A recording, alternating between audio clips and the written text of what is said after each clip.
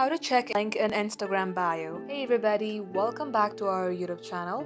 In today's video, you will learn how to check a link in your Instagram bio. So without any further delay, let us jump right into the process.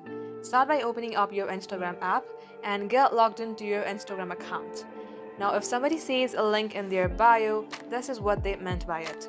You can do the same by tapping onto the edit profile option. Here tap on add link just below the bio. Choose if you would like to add a Facebook link or YouTube link. If you would like to add a YouTube link, tap on add external link and here type in the URL of your YouTube channel or any account that you have. You can also give it a title.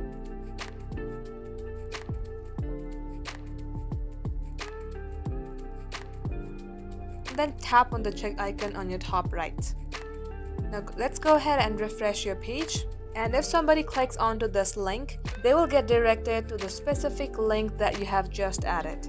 Just like so, this is how you can do it. Thank you for watching the video till the very end. In case you would like to see more videos on this topic, then do comment down below. We will be back soon with more tutorials like this.